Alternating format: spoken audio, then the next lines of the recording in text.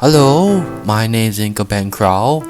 Today's topic we will be talking about a scammer's portfolio, and I got some real examples to show you. So let's go together, shall we? There's a very big difference between I have heard of scams versus I have talked with a fraudster before, and one of those real pressure, even based on reading on my friend's Discord. There's so much to learn from this one. So something to take note about the following information that only for this page is only for trained professionals.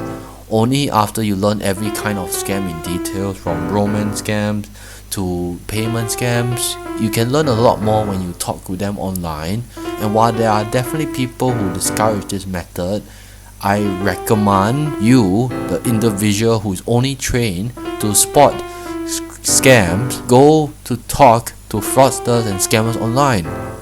But don't tell them that you're learning from them, of course. Learning from them that how they talk, what they don't say, and what is their mindset at the moment, especially when they text. Learn about the way they talk.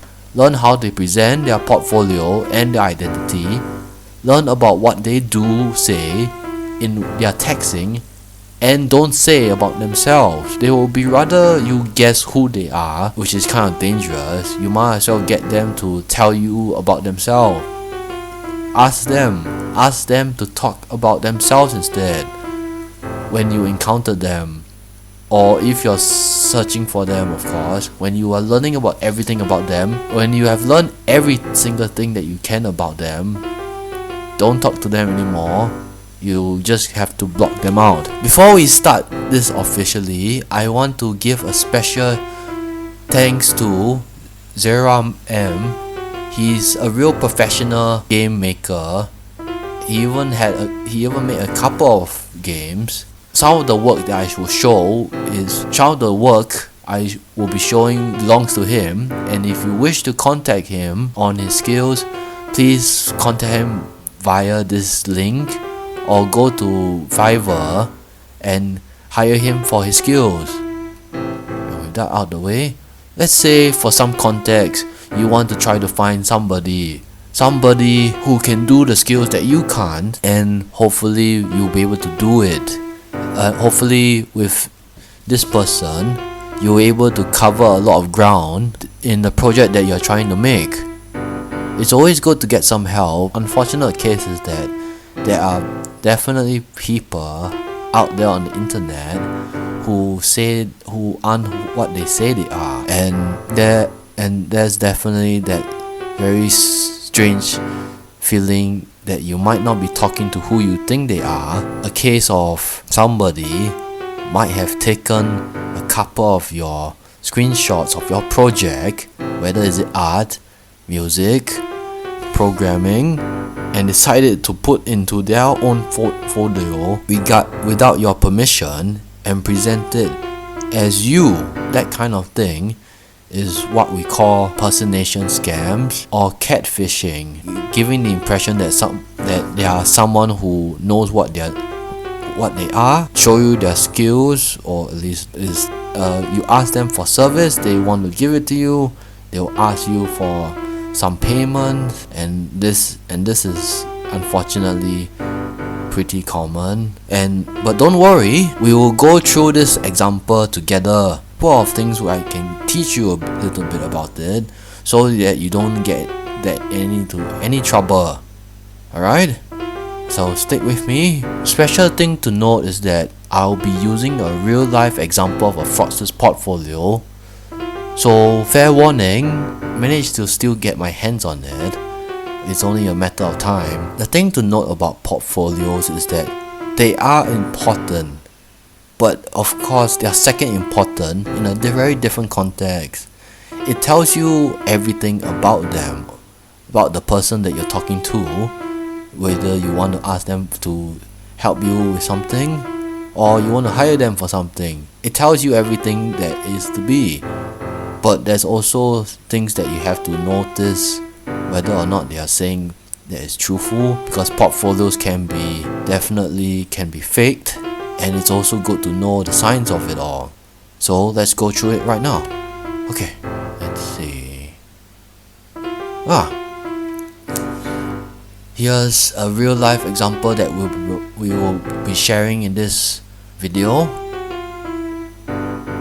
You can somewhat thank Magalade for providing his portfolio. There's two, in fact: his portfolio and his recent work, quote unquote, in 2D game, even though it was 100% 3D. And as you can tell, why would he have 2 different accounts or 3 different accounts? Makes you think, doesn't it? It's always good to look at every single thing before you start. So right now we're gonna take a look at the video. Let's see what they have to say. Switching to video.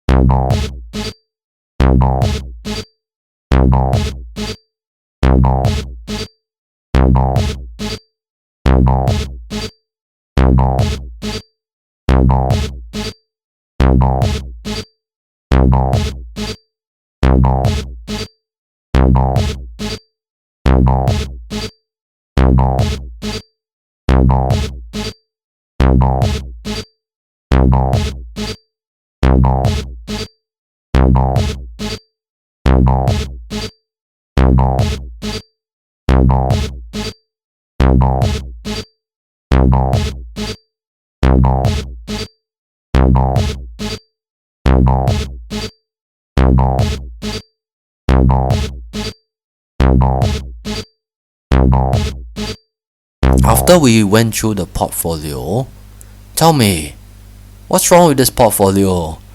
I'll give you at least a minute to let it sink in.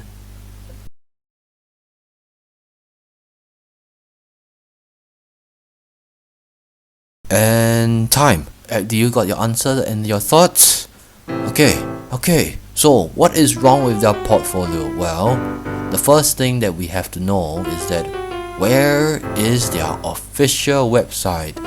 And where is their video game that they said that they program code? Question number 2. Screenshots, video clips, they seem to be all in one folder, jumbled up and messily put together. It doesn't really tell me anything. Lack of documentation and what they actually are capable of doing. What did they complete? What did they learn? What did they manage to do? Did they set out their task to just collect a bunch of things together? Or is it because it doesn't really tell me anything. Could it be something? Answer number 3. Where's the documentation of making your video games from creation from beginning to its completion? Or Word doc from talking about what you've learned from stage 1 to the final stage that you made in your own game programming? Question number 4. The lack of brand name, lack of contact details, not counting the Gmail of course, like copyright brand name on your screenshots or video clips, something like watermark, something to say yes, this one belongs to you, something a bit like Namco Bandai. Whenever anyone has to take a screenshot, they always have this one logo at the side, tells them this one is from this game by this company, that sort of thing. So what's worse is that you are not supposed to let me Google everything you've done so far. At least like give me somewhere to go. It's just images and videos after all. And then the final question is incomplete game projects that haven't been posted or unfinished or thrown away. This one is definitely something to puzzle. Okay, now after doing some research and looking through it once more, I discover another user by their name Zero M, a fellow professional game developer on Fiverr. They have their accounts, 6 of them in total. So let's see their portfolio, shall we?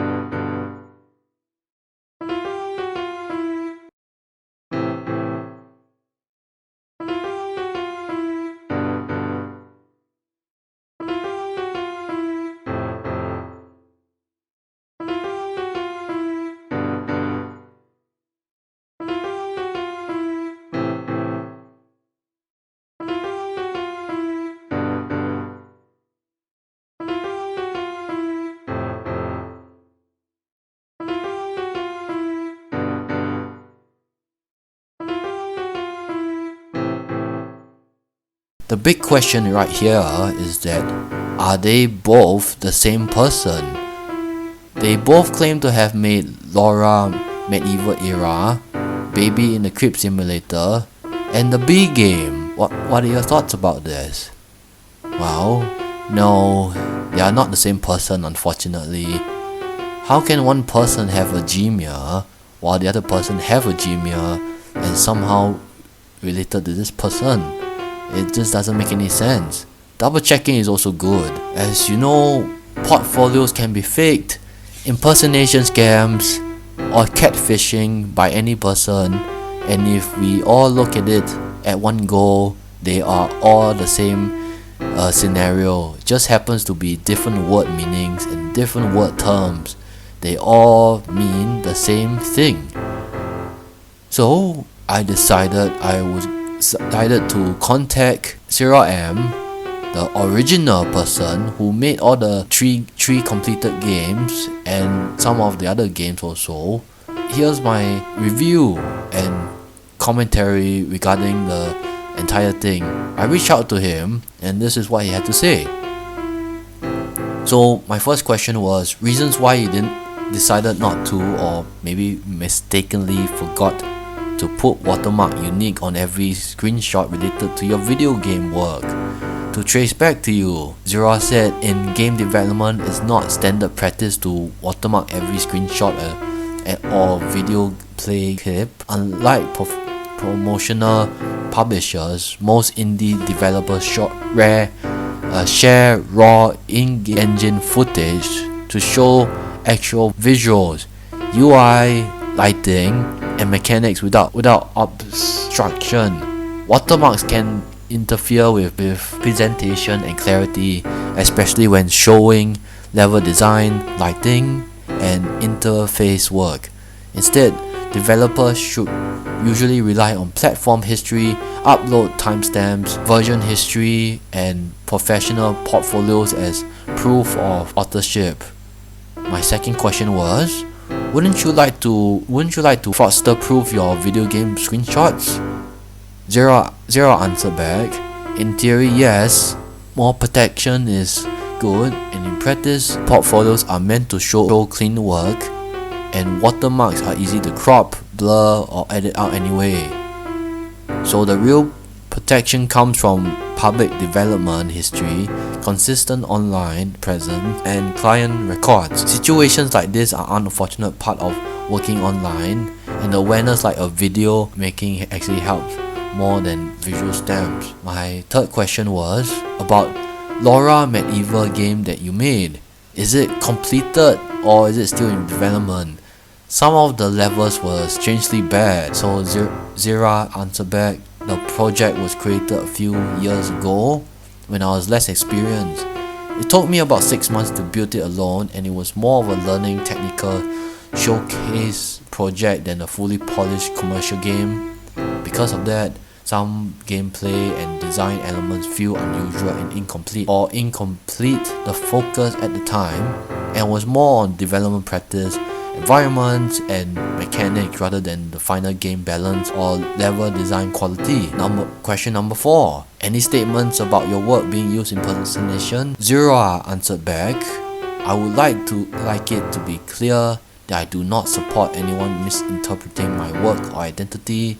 It takes a lot of work and effort to build a portfolio, and impersonation hurts both developers and clients.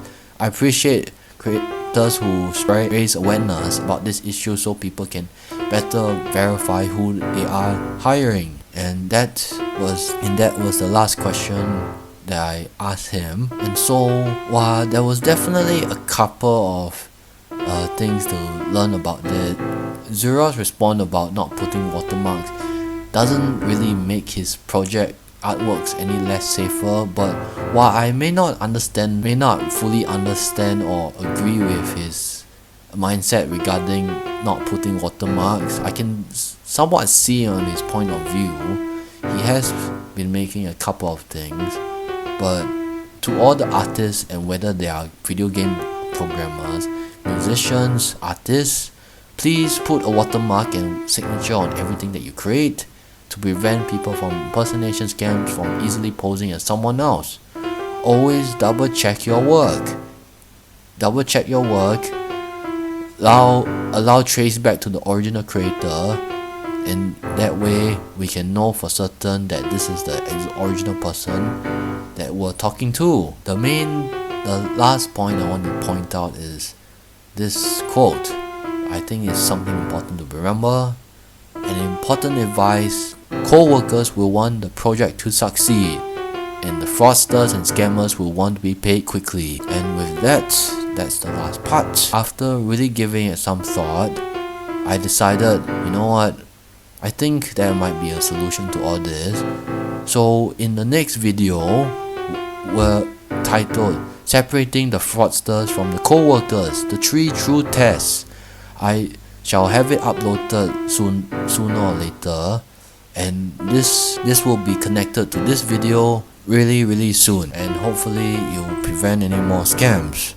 And with that out of the way, please drop a like, comment, subscribe if you like this content, so I'll know for certain, because this is the only way that I'll know that you like it. Share your thoughts in the comment section.